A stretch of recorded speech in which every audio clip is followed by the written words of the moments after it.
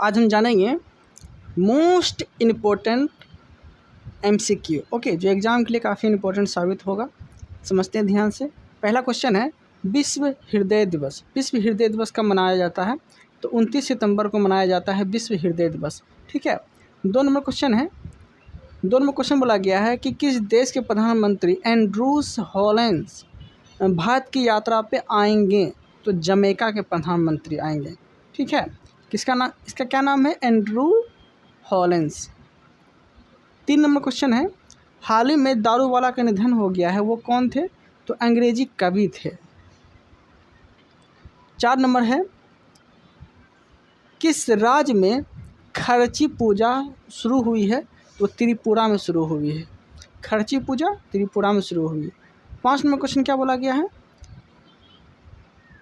UNESCO द्वारा घोषित विश्व का पहला अंतर्राष्ट्रीय नगर कौन सा है? तो यूनेस्को द्वारा घोषित जो है विश्व का पहला अंतर्राष्ट्रीय नगर कौन सा है? तो अराविले है। ओके। क्षेत्रफल, भारत का क्षेत्रफल पूरे विश्व के क्षेत्रफल का कितना प्रतिशत है? तो 2.42% है। ओके। 7 नंबर क्वेश्चन बोला गया है कि भारत का पूर्व से पश्चिम की लंबाई कितना किलोमीटर में है? तो 2933 किलोमीटर है। ओके, 2933 किलोमीटर है। 8 नंबर है, इनके भारत के किस राज्य की सीमा म्यांमार देश से सटा हुआ है? ठीक है। तो इनमें से बताना है कि इनमें से किस राज्य की सीमा भारत के म्यांमार से सटा हुआ नहीं है। ओके, नहीं है, जिसमें असम हो जाएगा। ओके, असम नहीं सटता है, बाकी अरुणाचल प्रदेश, मिजोरम, मणिपुर ये तीनों सटता है। ओके। आगे 9 नंबर क्वेश्चन है, इनमें से भारत की जल और स्थल दोनों सीमा से राज्य नहीं है। ठीक है, राज्य नहीं है। क्या बोला गया है? इनमें से भारत की जल और स्थल दोनों सीमा से लगे राज्य नहीं है। तो वो अफगानिस्तान नहीं लगते हैं, बाकी बांग्लादेश, म्यांमार, पाकिस्तान ये लगते हैं, ये नहीं लगते हैं। ओके। 10 नंबर है, राम सेतु। 10 नंबर क्वेश्चन है, राम सेतु स्थित है। तो राम सेतु जो स्थित है ये पाक जल संधि में स्थित है। ओके। जो जिला दर्रा भारत के किस राज्य में है? तो लद्दाख के राज्य में है। ओके। 12 नंबर है, सतलज और काली नदी के मध्य कौन सा हिमालय स्थित है? कुमाऊं हिमालय स्थित है। सतलज और काली नदी के मध्य। ट्रांस हिमालय भारत की सर्वोच्च चोटी इनमें से कौन सी है? तो K2। ट्रांस हिमालय की सबसे सर्वोच्च चोटी है K2। भारत की पर्वत श्रेणी तिब्बत की ओर कैसी हो गई है? तो अवतल हो गई है। ओके। भारत के कुल क्षेत्रफल का कितना प्रतिशत भारत पर पर्वत श्रेणी स्थित है? तो कितना प्रतिशत पर्वत श्रेणी स्थित है? तो 10.7% पर्वत श्रेणी स्थित है। ओके। 16 नंबर है, जीवित जल पुल किस राज्य में स्थित है? तो मेघालय राज्य में स्थित है। मोस्ट इम्पोर्टेंट क्वेश्चन करा रहे हैं जो कि लुसेंट का है। ओके। 17 नंबर है, पृथ्वी की चुंबकीय विषुवत रेखा दक्षिण भारत में कहाँ से गुजरती है? तो त्रिवेंद्रम से गुजरती है।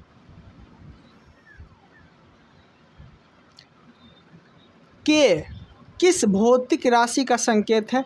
ताप। ताप कैसे मात्रक केल्विन होता है, तो के जो है इसका संकेत है। एक प्रकाश वर्ष बराबर कितना होता है? तो 9.46 गुना 10⁻15 मीटर, और 12 बोलेगा 10 पे पावर अगर 12 रहेगा तो किलोमीटर बोलिएगा आप। ठीक है, 15 है तो मीटर हो जाएगा। जेड का 10 की घात में कौन सी संख्या होगा? तो 10⁻⁻21 क्या होता है? जेप्टो होता है ना, तो वही होगा।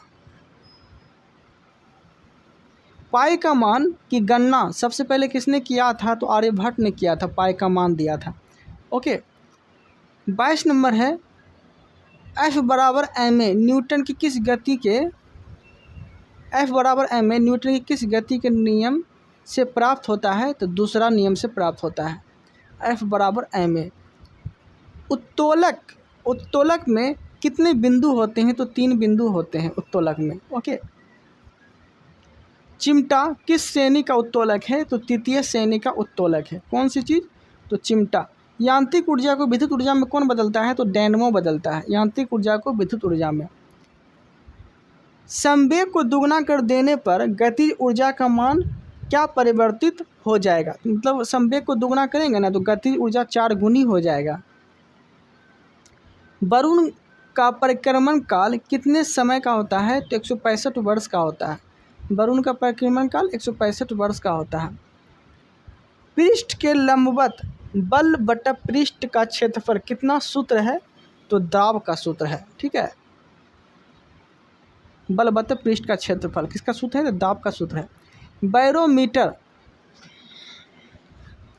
बैरोमीटर जो है किससे मापा जाता है? तो वायुमंडलीय दाब नापा जाता है। बैरोमीटर से वायुमंडलीय दाब नापा जाता है। ओके, आगे देखते हैं। दाब का एसआई मात्रक मतलब द्रव का दाब बढ़ाने पर पृष्ठ तनाव पर क्या प्रभाव पड़ता है? तो कम हो जाता है। द्रव का पृष्ठ तनाव बढ़ाएंगे, द्रव का अगर दाब बढ़ाएंगे तो पृष्ठ तनाव इसका कम हो जाएगा। ओके, यहाँ तक कोई दिक्कत नहीं है। आगे देखते हैं। सबसे पहले इतिहास को 3 भागों में बांटने का श्रेय जर्मन इतिहासकार क्रिस्टोफ सेलियस ने दिया था। ठीक है, इस इतिहास की मृत्यु हुई थी। कब हुई थी? 1707 ईस्वी में हुई थी। ओके, आगे है। भारतीय परंपरा वेदों को मानते हैं तो नित्य और अपरूष है दोनों मानते हैं। नित्य और अपरूष है दोनों मानते हैं वेदों को। आगे है। 4 वर्णों के समाज का उल्लेख है किसमें? तो 4 वर्णों के समाज का जो उल्लेख है ना ऋग्वेद के 10वें मंडल में। ऋग्वेद के 10वें मंडल में है, तो ये चीज़ याद रखिएगा। इनमें से किस वेद में किसी भी विशेष घटना का उल्लेख नहीं है?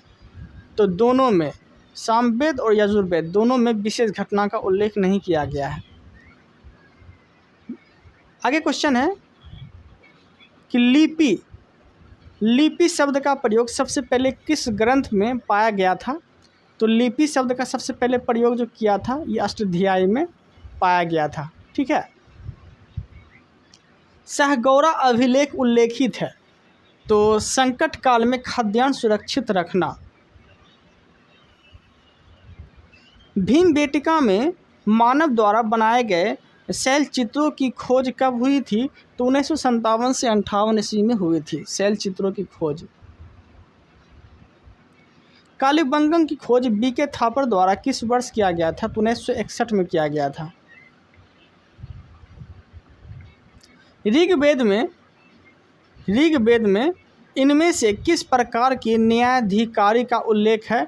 तो इनमें से कोई नहीं होगा इसका आंसर। ठीक है, इनमें से कोई नहीं होगा, बल्कि देखिए इसमें क्या बोला गया है कि ऋग्वेद के किसी भी न्यायाधीशों का उल्लेख नहीं किया गया है, न्यायाधिकारी का उल्लेख नहीं किया गया है। ठीक है, आगे देखते हैं। बहराइच एक आधुनिक क्षेत्र है, यह प्रारंभ में किस जनपद का हिस्सा है? तो कौशल जनपद का यह हिस्सा है। क्या चीज़? तो बहराइच। आगे है। सिद्धार्थ ने किस वर्ष की अवस्था में गिरि त्याग किया था? तो 29 वर्ष की अवस्था में गिरि त्याग किया था। कौन? तो सिद्धार्थ। सिद्धार्थ किसका नाम है? तो महात्मा बुद्ध का नाम है। किस संप्रदाय को वीर शिव संप्रदाय कहा जाता है? किस संप्रदाय को वीर शिव संप्रदाय कहा जाता है? तो लिंगायत संप्रदाय को वीर शिव संप्रदाय कहा जाता है। आगे है। इनमें से किसने सर्वप्रथम पैगंबर साहब का जीवन चरित्र लिखा था? तो इब्न इस्साक ने लिखा था। इब्न इस्साक ने लिखा था मोहम्मद साहब का जीवन चरित्र।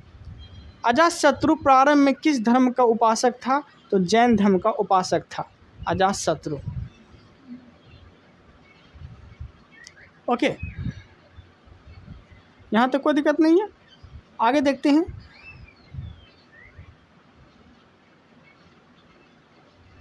मौर्य वंश में व्यापार और वाणिज्य की देखभाल किस प्रकार समिति करती है? तो वो चतुर्थ समिति करती है। ओके, कौन करती है? चतुर्थ समिति करती है।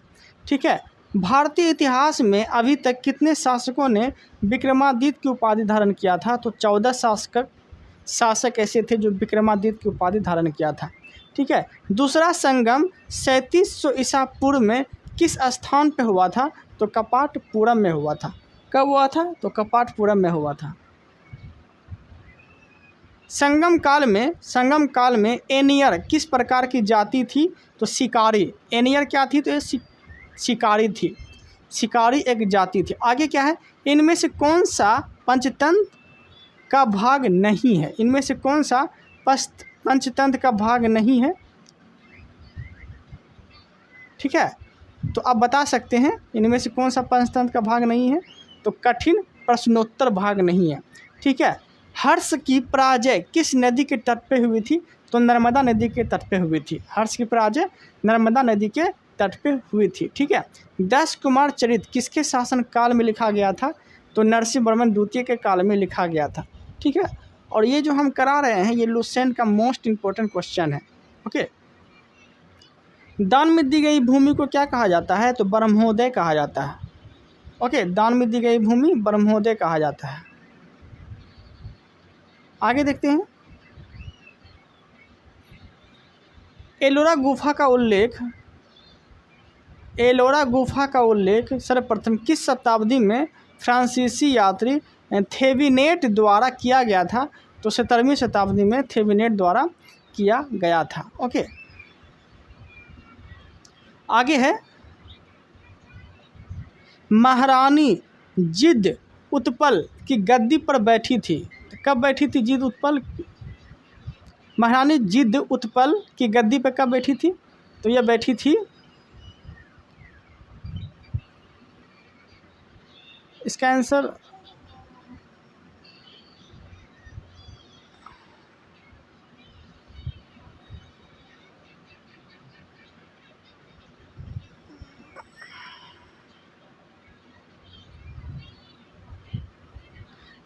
जो है हम कमेंट कर देंगे। ठीक है, 25 का आंसर। आगे देखते हैं। सैद तुर्कान कौन थी? तो यह इल्तुतमिश की बेगम रुकनुद्दीन की फिरोज की माँ थी। ओके। बाजार के अंदर घूमकर बाजार का निरीक्षण करने वाले अधिकारी को क्या कहता था? तो बरीद कहा जाता था। ठीक है। मोहम्मद बिन तुगलक की मृत्यु कब हुई थी? तो 20 मार्च 1751 ईस्वी को हो गई थी। ओके, आगे है सल्तनत काल में आगरा प्रसिद्ध था। तो सल्तनत काल में जो आगरा प्रसिद्ध था ना, वो नील उत्पादन के लिए प्रसिद्ध था। धर्म विभाग और दान विभाग के अधिकारी को क्या कहा जाता था? तो काजी उल कजात कहा जाता था।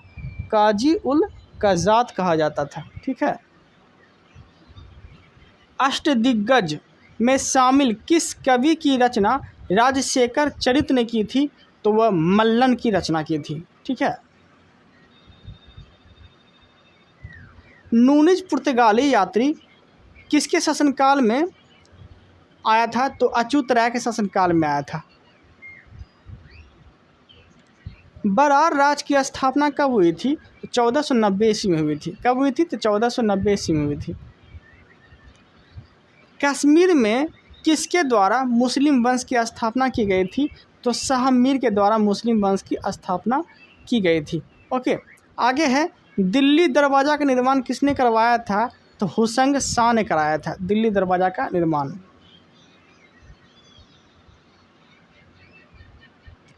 एलोरा में एकमात्र महिला साध्वी का नाम क्या है? तो अंडाल। एलोरा में एकमात्र महिला साध्वी का नाम क्या है? तो अंडाल है। सूरदास किसका शिष्य था? तो बल्लभाचार्य का शिष्य था। कौन? तो सूरदास। ठीक है। मुबैयान नामक पद्य शैली का जन्म किसे कहा जाता है? तो बाबर को कहा जाता है। मुबैयान नामक पद्य शैली का जन्मदाता किसे कहा जाता है? तो बाबर को कहा जाता है। अकबर ने जजिया कर को कब समाप्त किया था? तो 1564 में किया था। 1564 में समाप्त किया था। आगे है मुगल शासकों में सर्वप्रथम किस शासक ने राजा के आकृति का सिक्का जारी किया था? तो जहांगीर ने जारी किया था राजा के आकृति का सिक्का। आगे है मोहम्मद हकीम किस मुग़ल शासक के गुरु थे? तो औरंगजेब के गुरु थे। मोहम्मद हकीम जो है औरंगजेब के गुरु थे। ओके, मुग़ल शासन व्यवस्था में चाचर क्या था? तो 3 से 4 वर्ष के अंतराल पर खेती जो होती थी उसे चाचर खेती कहते थे। ठीक है। जहांगीर ने सवार पद में 2 आसपा सी आसपा व्यवस्था की। सर्वप्रथम यह पद किसको दिया गया था? तो महाबत खां को दिया गया था। आगे, तख्ते हाउस पर बैठने वाला अंतिम मुग़ल बादशाह कौन था? तो मोहम्मद शाह था जो तख्ते हाउस पे बैठा था। ओके, ग्वालियर की संधि 46 नंबर है। ग्वालियर की संधि कब हुई थी? तो ग्वालियर की संधि जो हुई थी 1817 ईस्वी को हुई थी। कब हुई थी? 1817 ईस्वी को ग्वालियर की संधि हुई थी। ओके, ये किसका कथन है कि हम इस पुराने वृक्ष के खोखले तने पर प्रहार करें, शाखाएं तो स्वयं ही गिर जाएगी। ठीक है, तो ये कहा था पेशवा बाजीराव प्रथम ने कहा था। ठीक है। किस शासक की पत्नी सूर्यमती ने प्रशासन को सुधारने में उसकी सहायता की थी? तो वह कौन की थी? तो संग्राम राज की थी। ठीक है, संग्राम राज की पत्नी सूर्यमती ने प्रशासन को सुधारने में उसकी सहायता की थी। ठीक है, संग्राम राज की पत्नी। आगे देखते हैं, तो भारतीयों को लोहे का ज्ञान कब हुआ? तो ईसा पूर्व के 8वीं सदी में जो है भारतीयों को लोहे का ज्ञान प्राप्त हुआ था। आगे क्वेश्चन है और लास्ट क्वेश्चन है। आगे है, पशुपति मंदिर को कब यूनेस्को विश्व सांस्कृतिक विरासत स्थल के रूप में सूचीबद्ध किया गया था? तो 1979 में किया गया था। ओके, इस वीडियो में इतना ही रहने देते हैं, बाकी मिलते हैं अगले वीडियो के साथ, अगले कंटेंट के साथ। आप लोग को मेरा कंटेंट अच्छा लगता है तो चैनल को सब्सक्राइब कर लीजिएगा। Thank you, thanks for watching.